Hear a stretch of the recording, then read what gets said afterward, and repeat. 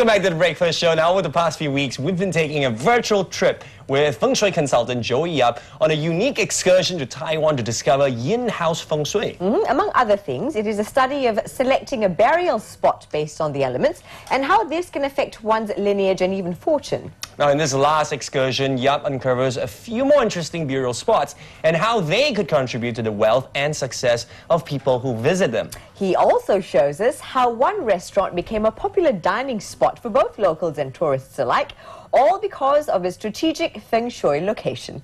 Let's have a look.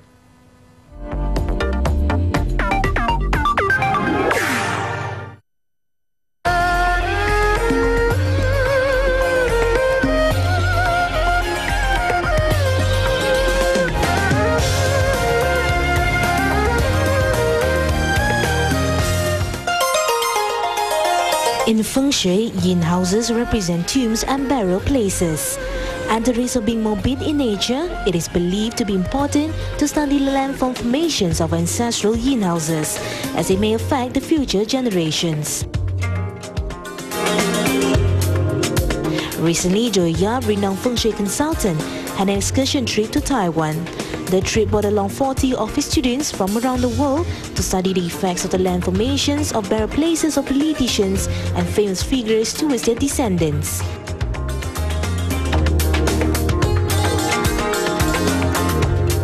In the past few episodes, we brought you to the memorial halls of Taiwan's most influential politicians and places of worship. We learned how the placement of mountains and land formations surrounding the burial place could affect their later generations and how natural formations can contribute to the well-being of the sanctuary.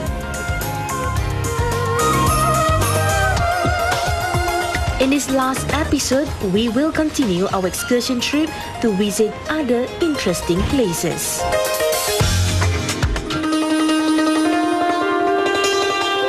The first destination of our last day excursion trip was to the temple of the 18 deities. Some people call it the Dog Temple due to the fascinating legend behind it. During the Qing dynasty, 17 people and a dog journeyed on a ship for a pilgrimage. The ship capsized, killing all on board except the dog. Despite being saved by nearby fishermen, the dog drowned itself and the act was said to be in honor of its master. The fishermen buried the dead, including the dog, hence the 18 deities name in a mass grave.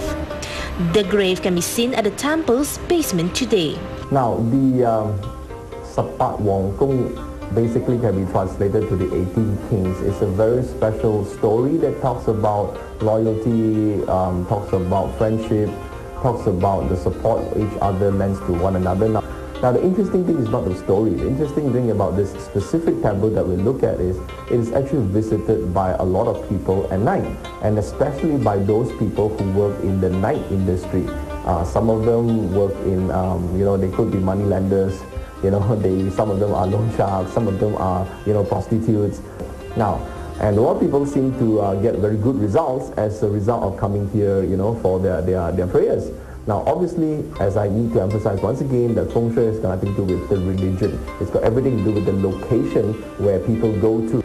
So when we study the location of this really tiny little temple here, we found that it's actually located inside a mountain. Now that mountain has a shape. The mountain itself is what we call a sunken head heavenly wealth star. Now, these kind of mountain formations are quite rare. Such a mountain usually have the effects of helping and ushering what we call indirect wealth. That means money you don't make through direct efforts. Some of these may include, windfall gains. Some of these may include, money that you unexpectedly gain. So with a formation like this and you have a temple inside, obviously it has that benefit.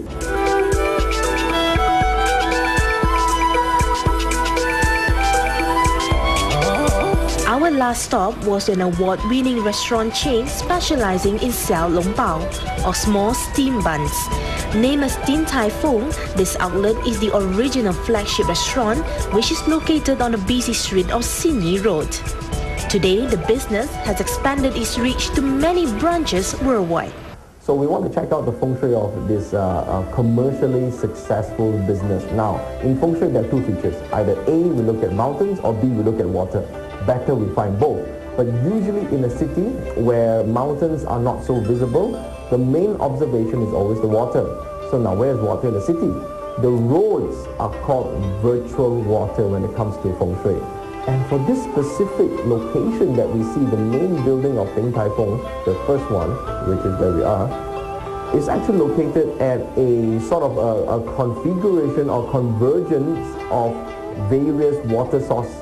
In fact, there were 5 different routes that could lead to a water converging right in front of that building. So this is like 5 water converging on the Bright Hall formation, we call that.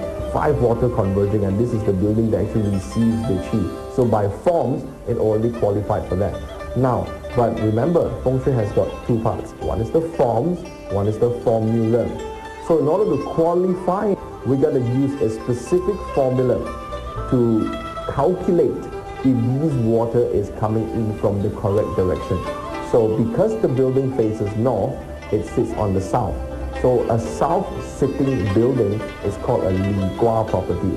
So on a Li Gua property, based on the direction that we measured for all the roads that are incoming in, it's actually called coming in from the huge door star water. Huge door star water is one of the most powerful wealth formation of water formulas that we can find. And so happen that these roads, designed by government, not by this owner, naturally falls into that condition. That's why this company, this business is doing well even until today.